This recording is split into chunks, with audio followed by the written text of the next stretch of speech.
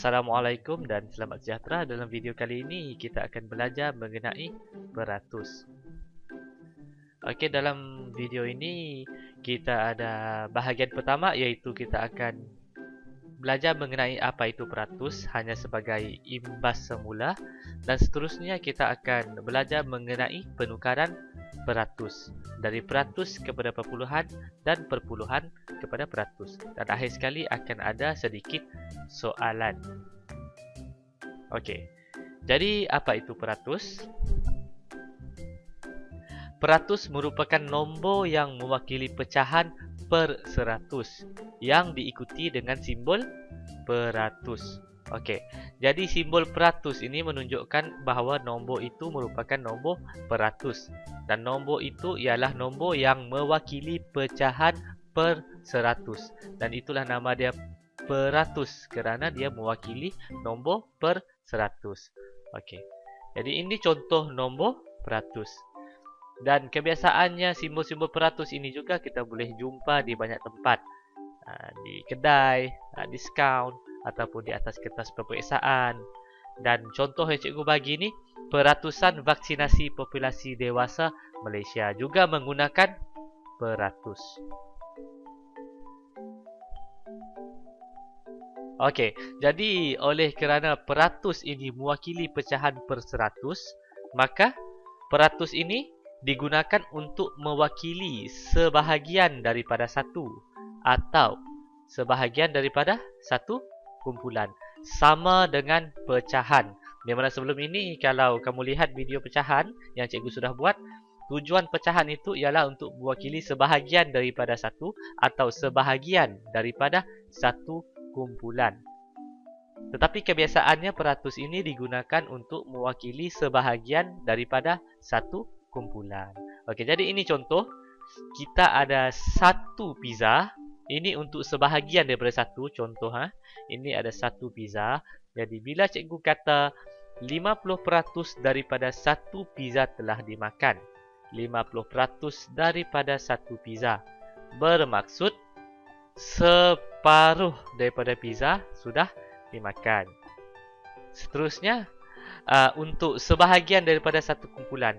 Di sini kita ada satu kumpulan bola, di mana 3 bola biru dan 3 bola merah. Okey, 50% daripada semua bola berwarna biru.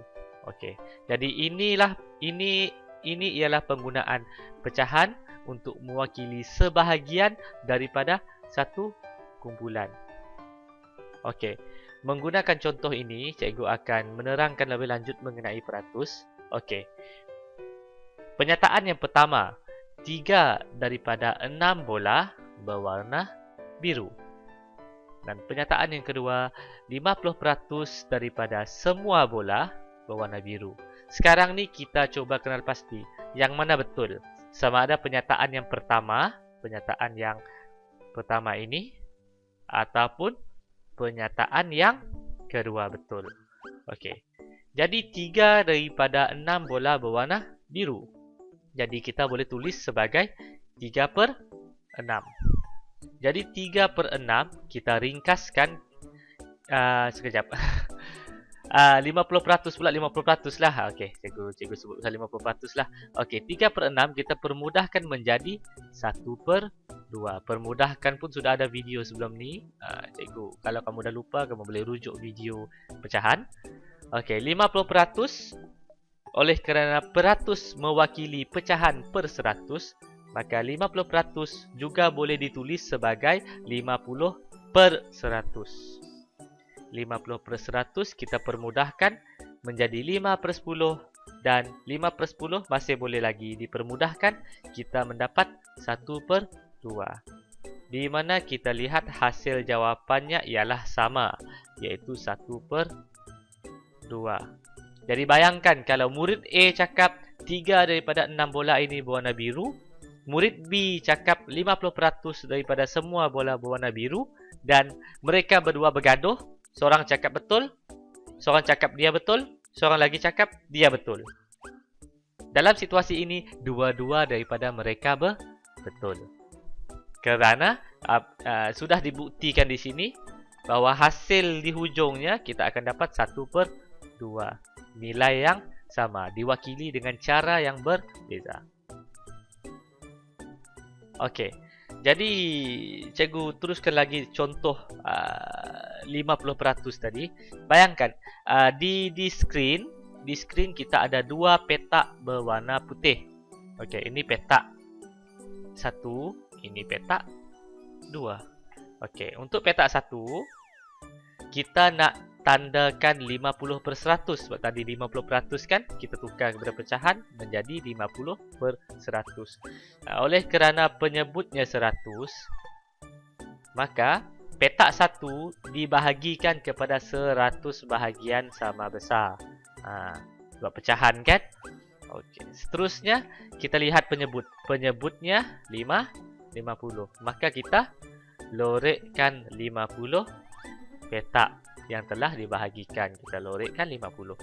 Untuk petak 2 pula, pecahannya ialah 3/6. Sebab bola tadi 3 daripada 6 bola berwarna biru. Okey. Oleh kerana penyebutnya 6, maka petak ini dibahagikan kepada 6 bahagian sama besar.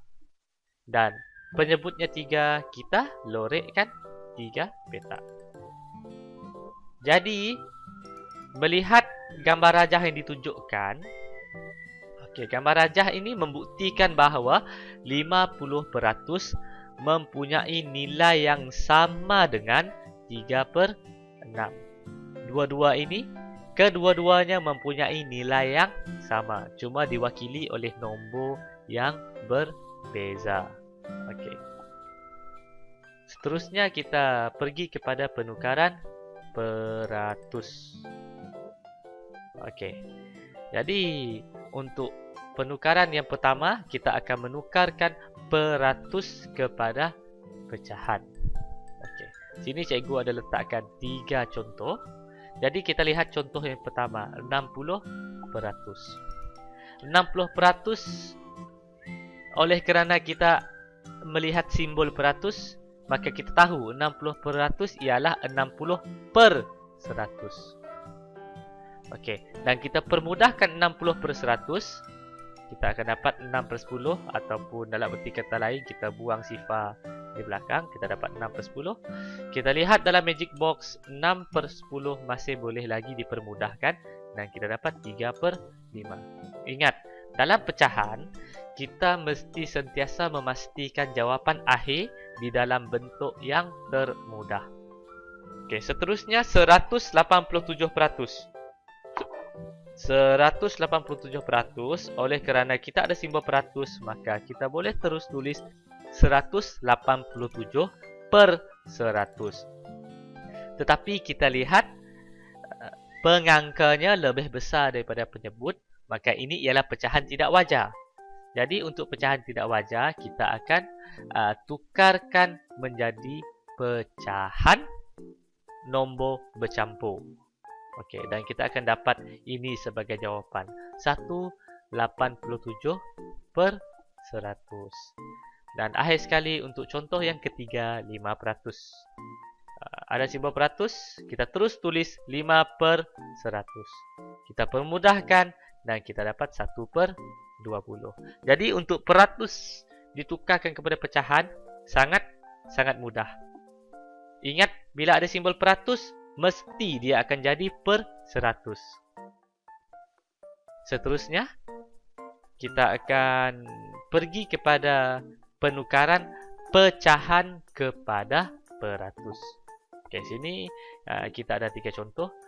Jadi kita lihat pada contoh yang pertama, 35/100. Apabila kita lihat pecahan ini sudah per 100, maka secara terus kita boleh tulis terus 35% kerana penyebutnya sudah 100. Untuk contoh yang kedua, 1/5. Kita lihat 1/5 ini penyebutnya 5, maka kita perlu tukarkan penyebut daripada 5 menjadi 100. Di sini 5 penyebut didarabkan dengan 20 untuk kita tukar menjadi 100. Tetapi ingat, Apabila kita sudah darab penyebut dengan 20, pengangka pun kita mesti darab dengan 20. Okey, kita selesaikan. Kita dapat 20 per 100. Oleh kerana sekarang penyebutnya sudah 100, maka kita boleh terus tulis 20 per 100. Seterusnya, contoh yang ketiga, 3 per 4. Okey, penyebutnya ialah 4. Maka kita perlu menukarkan 4 ini menjadi 100.